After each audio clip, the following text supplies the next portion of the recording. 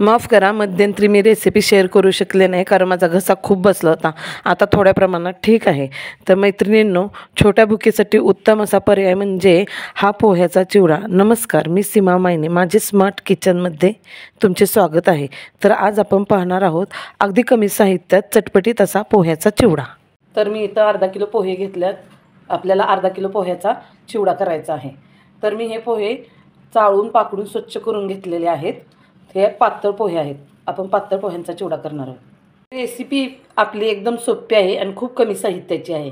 इथे मी पाव वाटी शेंगदाणे घेतल्यात, डाळे घेतल्यात, 2-3 मिरच्या घेतल्यात. तुम्हाला तिखट पाहिजे असलं तर तुम्ही अजून मिरच्या घालू शकता. आणि तुम्ही कढीपत्ता घेतलाय. कढीपत्ता मनसोक्त घालायचा. कढीपत्त्याची चव खूप छान येते.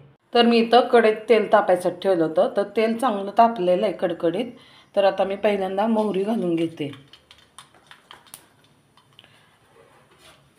मोहरी चांगली तडतडून द्यायची.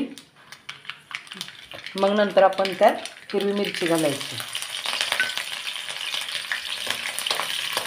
हिरवी मिरची घातली की लगेच आपण शेंगदाणे घालून घ्यायचं. जिरे आपण नंतर घालायचे. जिरे पहिल्यांदा घातले ना, जिरे सगळे करपून जातात. मग जिरे लगेच घालायची घाई नाही करायची. शेंगदाणे थोडे असे लालसर होत आले ना तेव्हा घालायचे. आता याच्यात आपण कढीपत्ता घालूया.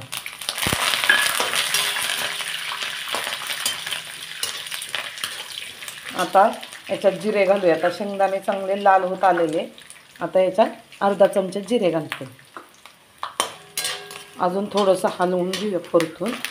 मग नंतर आपण याच्यात आता हळद घालूया. हळद तेलात घातली ना कलर खूप छान येतो.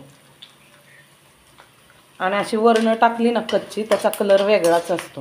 आता याच्यात आपण डाळे घालूया. आता हे 5 मिनटं चांगलं परतून घेऊया. कढीपत्त्याचा इथे छान सुगंध येतो. आणि आता हे परतून घेतलं की गॅस मंद करायचं जरा. आणि आपण याच्यात पोहे घालून घेऊया. पोहे घालून थोडंसं हलवून घ्यायचं. मग याच्यात आहे ना मीठ घालून घ्यायचं. पोहे घालून हलवून झालं. आता आपण याच्यात मीठ घालूया. मी इथं पाऊण चमचा मीठ घालते. आता मीठ घातलंय. आता ह्याला मंद आचेवर चांगले असे कुरकुरीत पोहे होईस्तोपर्यंत आपण परतत राहायचं. एकसारखं हलवत राहायचं. म्हणजे पोहे असे छान कुरकुरीत होतात. जास्त फास्ट गॅसवर जर आपण चालू ठेवलं ना तर पोहे आपले करपून जातात नुसते. मंद ह्याच्यावर असं हलवत राहील एकसारखं की पोहे कुरकुरीत होतात. तर पोहे चांगले कुरकुरीत होईपर्यंत आपण हा चिवडा हलवत राहूया 5 मिनटं. तर मुलांना आहे ना छोट्या भुकेसाठी सारखं काही ना काही लागत असतं. तर आपण बाहेरचं फरसाणा वगैरे असं तेलकट पदार्थ तळलेले सारखे आणून खायला घालू शकत नाही. कारण ते खराब तेलात सगळं तळलेलं असतं.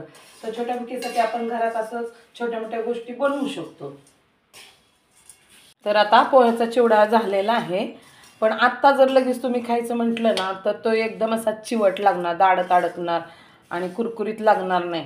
जरा काढून 5-10 मिनटं ठेवायचा. थंड झाला का नाही एकदम खायला कुरकुरीत असा लागतो. तर आवडला ना पोह्याचा चिवडा?